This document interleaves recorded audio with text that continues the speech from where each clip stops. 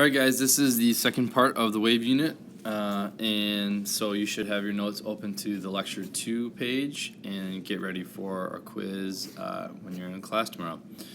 Today we're talking about sound and vibration. So we talked before about how sounds are a type of wave, so our travel by a wave.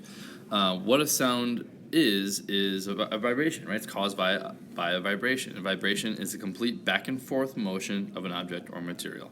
So it's the quick back and forth of something or of an air particle. All right, so a sound is actually caused by air or particles moving back and forth quickly, vibrating quickly. Okay, so when I'm talking right now, and my voice and my vocal cords and my lungs and the position of my tongue and my teeth are all positioned to vibrate air in such a way to make a sound that you can hear. Okay, it works a lot like a speaker here. So when you hit play, it sends an electrical signal to the speaker to vibrate, right? So if you ever looked at a speaker, you can kind of see it kind of moving. What it's doing is it's pushing air forward, right? It's creating a higher pressure, a compression wave that travels out this direction here, like that. Okay, so that initial compression moves out in the air toward your ear, right? And we'll get to how your ear hears it later.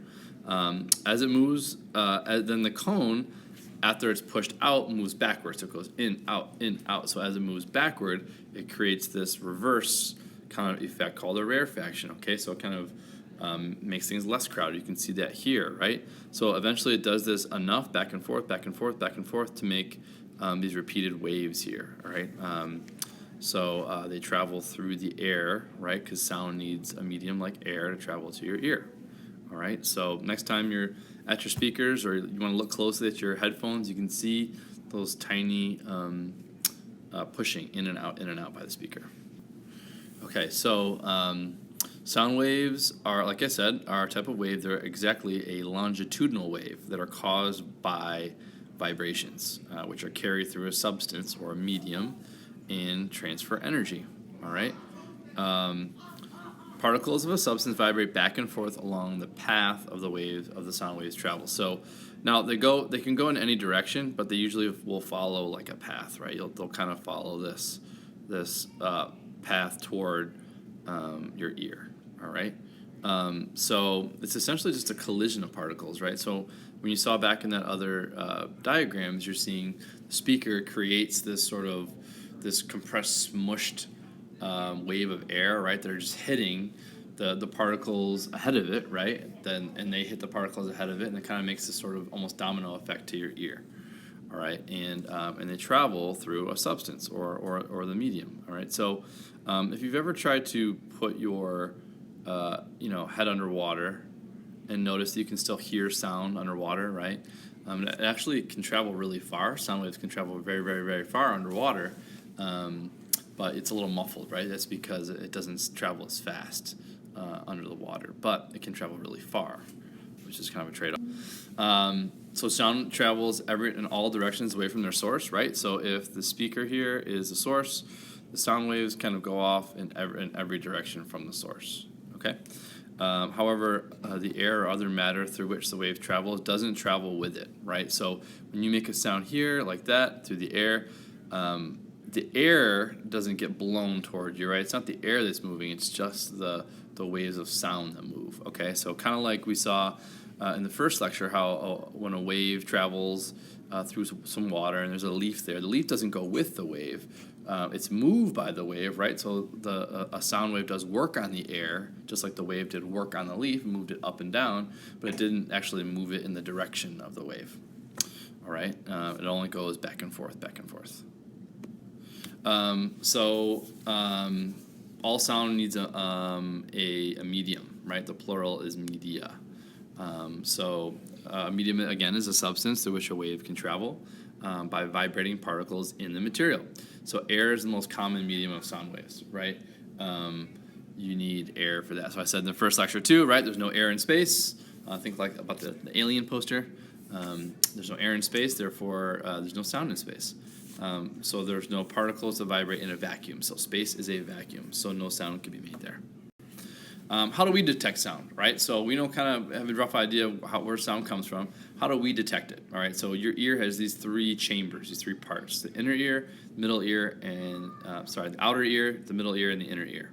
Okay, so your outer ear collects the sound waves, right? That's why your ear is shaped the way it is, right? It's perfectly it's like a receptacle. It's almost like an antenna. It's shaped with that nice little cup, funneling the sounds in toward the ear. All right, so then there's organs in the middle ear that increase the sound's wave vibrations. Then the inner ear has these little hairs, actually, these teeny tiny hairs, these cilia, that are deep in your ear that pick up those vibrations and change them to electrical signals and sent to your brain. All right, so looking at it on a diagram, you can see it right here.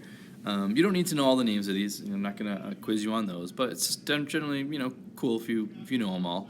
You got the outer ear has the funnel, right? They're called pinna, which collects the sound waves and directs them into this ear canal here. Okay, there's the ear canal. So in the middle ear, there's three bones called the hammer, anvil, and the stirrup. All right, these three teeny little bones right there, right? Increase the size, so it kind of amplifies it. It's almost like a what do you call it? One of those megaphones, right? In the inner ear, the vibrations of the sound are changed into electrical signals for the brain to interpret, right? In the cochlear, this little sort of shell-shaped organ inside, you can see zoomed in here. They vibrate the eardrum, which is like a taut, like a drum membrane that gets vibrated, kind of like a drum, right? So the vibrations of those hammers, those anvils, and those three little bones, the vibration of those makes the eardrum vibrate, and those vibrations create waves in the liquid in the cochlea. Okay, and the movement of the water makes these tiny little hair cells inside of the cochlea to bend and to vibrate. So it's a really complex thing. This is definitely something a little bit more for biology, AP Bio for sure. But basically, understand this. There's a sound created through the medium, and that travels to your ear, and that takes the sound and takes those sound waves and kind of transfers them into other little sound waves in a liquid in your ear that in your eardrum that send the signals to your brain. So, so the idea that there's that old kind of saying, if a tree falls in the forest and no one is around here, it doesn't make a sound. Yes, it does. Okay. So sounds can be made and not heard. So here's the example down below. That tree will fall and make a sound wave. However, no one will hear it because it's not there to be intercepted by your ears and translated into signals into your brain, right? But it'll still make a sound. It just wasn't heard. So hearing and making a sound are two different things. Okay? So just to quickly summarize, sound waves are caused by vibrations in the air that use longitudinal waves to travel from the source of the sound out in every direction to your ear. All right? So you may need to know for the quiz tomorrow just generally some of the parts of the ear and how we translate those signals. But that's not the real purpose of the quiz. The quiz tomorrow is going to see that you understand what kind of waves sound waves are and where they come from. All right, so have a great night and hope you enjoyed this quick little lecture.